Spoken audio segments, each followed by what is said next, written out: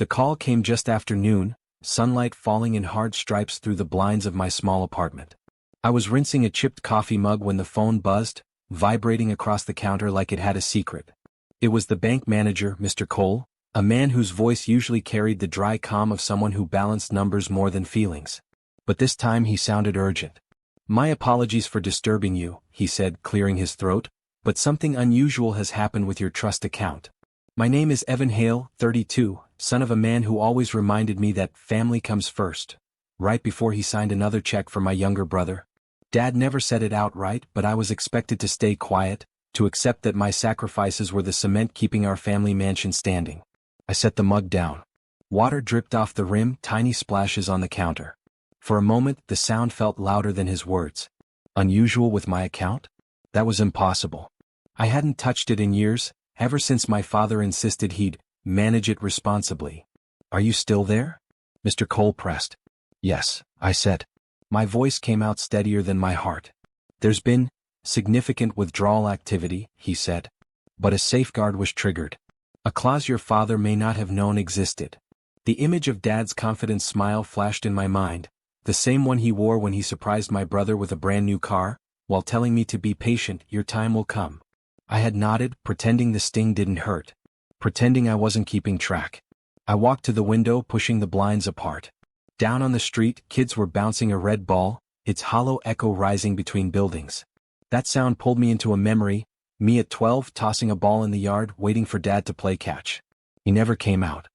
He was inside, wiring money for my brother's future. Now Mr. Cole's words pressed like weight against my ribs. Safeguard. Something Dad didn't know. Something that belonged to me. I let the blinds fall back into place, the room dim again. My reflection in the glass looked older than 32. "Tell me everything," I said, though part of me already knew. The balance of power had just shifted. And this time I wasn't planning to stay quiet. The next evening I drove back to the old house, headlights cutting across the gravel driveway like searchlights. I hadn't been here in months, not since Dad threw a party for my brother's promotion and forgot to invite me. The windows glowed warm, laughter spilling out like music from another world I no longer belonged to. Inside I found him at the dining table. Dad's silver hair caught the chandelier light, his face stretched into that same satisfied smile. My brother, Nathan, lounged beside him, flipping keys to a new truck in his hand like they were poker chips. "You're late," Dad said as if I'd been invited. I didn't answer right away.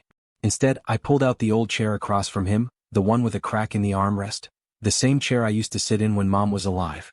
For a moment, I traced the crack with my finger, steadying myself. "Mr. Cole called me," I said finally.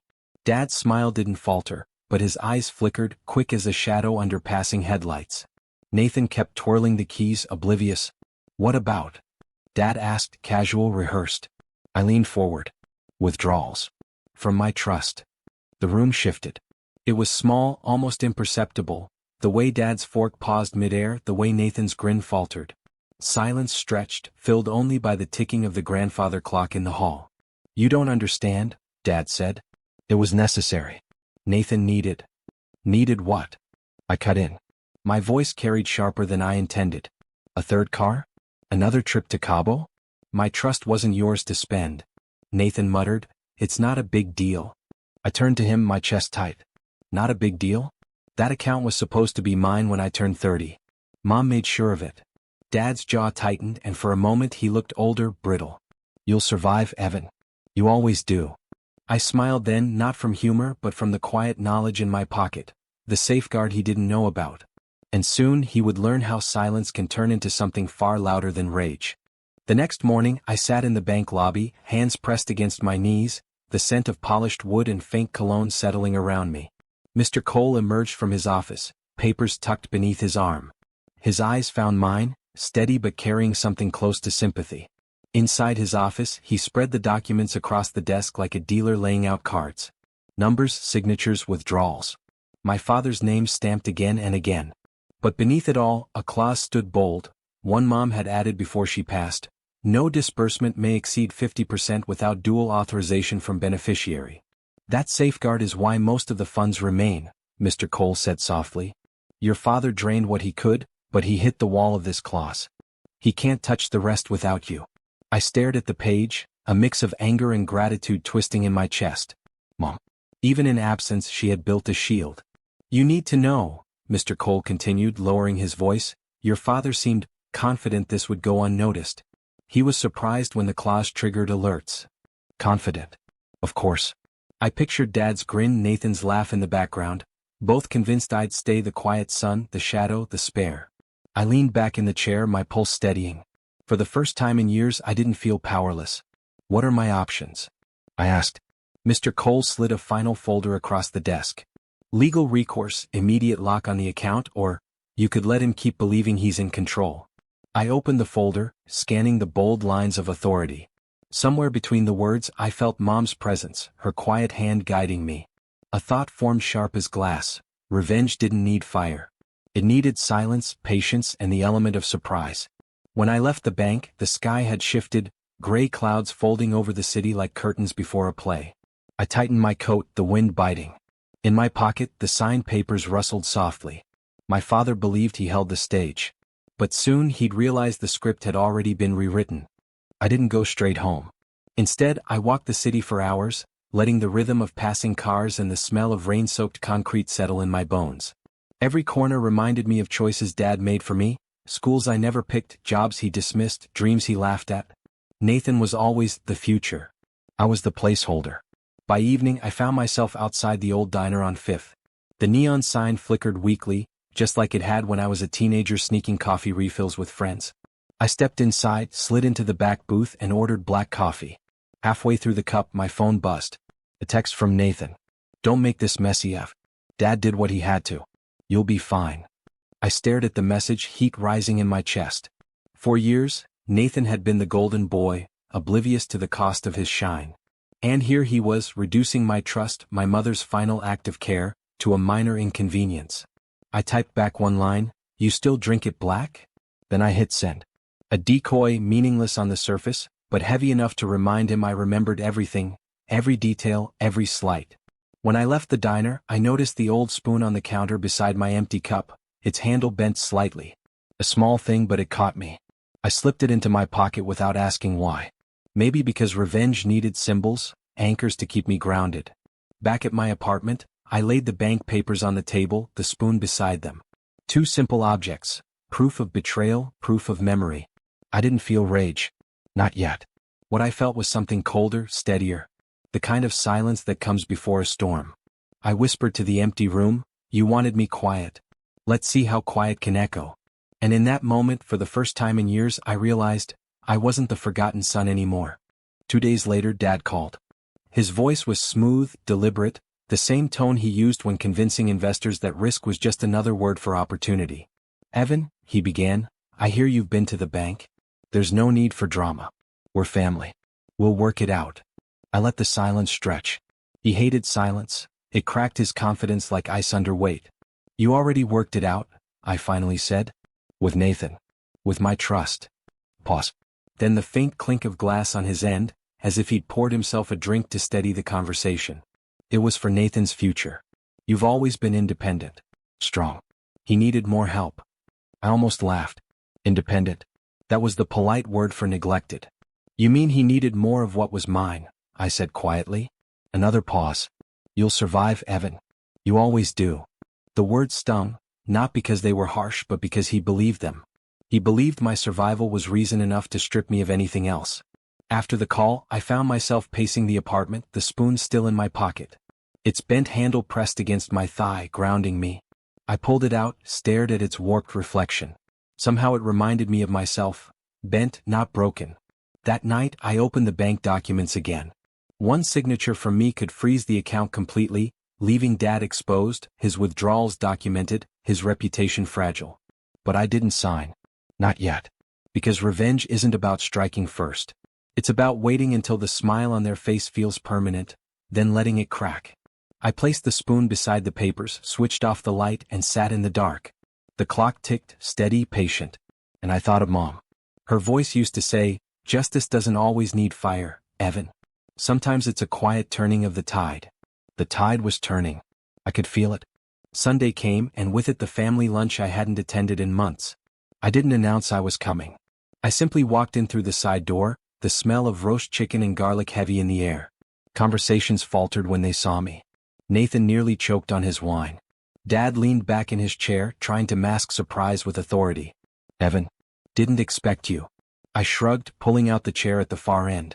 I figured since half my future paid for this spread, I'd taste some of it. The words landed sharp. Forks paused midair. Nathan laughed nervously, but no one joined him. Dad cleared his throat. "This isn't the place." I leaned forward, resting my elbows on the polished oak. "Then where is the place, Dad? At the bank? In the documents you thought I'd never see?" A flicker of panic darted across his eyes. He masked it quickly, but I caught it. I always caught it. "I did what was best for the family," he said, voice firm but fraying at the edges. I glanced around the table. Aunts, cousins, even Nathan's girlfriend, they all looked down, pretending to be fascinated by their plates. None of them would defend me. Not openly. But the silence in the room shifted. For once it wasn't against me. I pulled the bent spoon from my pocket and placed it gently on the table. The metal glinted under the chandelier. "This," I said softly, "reminds me of what you tried to do. Bend me. Break me. But spoons don't shatter. They just carry the weight." No one spoke. Even Nathan stopped twirling his wine glass. I stood, pushing back my chair slowly. "Enjoy the meal. Consider it my contribution. My last." Then I walked out, leaving the echo of my footsteps behind. What they didn't know was that the real weight, the papers, the clause, the safeguard, was already in motion. And the next time we sat at a table together, it wouldn't be for Sunday lunch. The letter arrived on a Tuesday morning. A simple envelope, no seal of drama, just my handwriting across the front. Inside, the legal notice was precise. The trust was frozen, all withdrawals suspended, and every past transaction flagged for review. I had signed the papers at last. By noon, Dad called.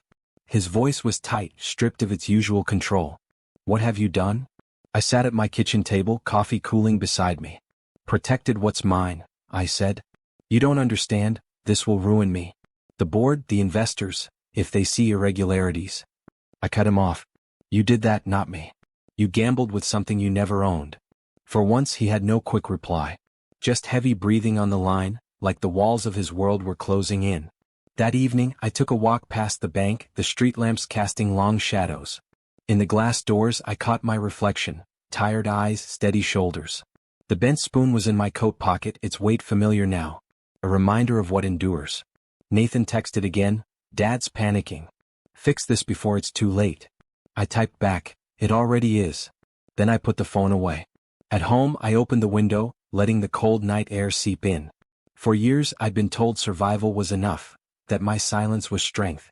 But silence, I'd learned, is also a weapon. I thought of Mom.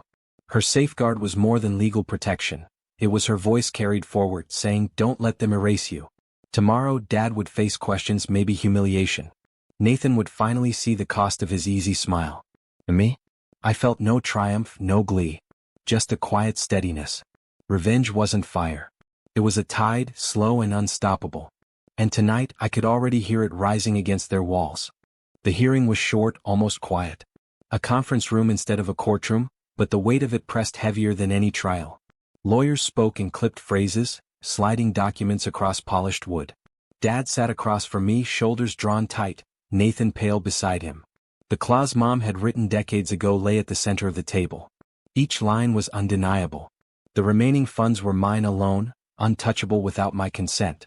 Every irregular withdrawal traced back to Dad's hand, every signature a reflection of his arrogance. For the first time he didn't meet my eyes. The man who once commanded boardrooms, who smiled with unshakable certainty, now stared at the grain of the table as if it held answers. Nathan fidgeted, waiting for someone to bail him out. No one did. The lawyers confirmed the obvious. My father had no more control. The safeguard had spoken louder than his influence. When it was over, I stepped outside. The winter air was sharp, cutting, honest. I reached into my pocket, fingers brushing the bent spoon. A symbol of weight carried, bent but never broken. Nathan called after me once, voice cracking. I didn't turn back. Walking down the steps, I felt no victory parade in my chest. Just clarity. Revenge had never been about destroying them, it was about reclaiming myself. Mom had given me that final gift. A voice carried in ink and paper, louder than all the years of silence. As I reached the street, a boy bounced a red ball across the sidewalk, the hollow echo rising in the air. For a moment, it felt like that afternoon long ago waiting for Dad to come outside. But this time I didn't wait. I walked on steady, free. And that was the last time anyone mistook my silence for weakness.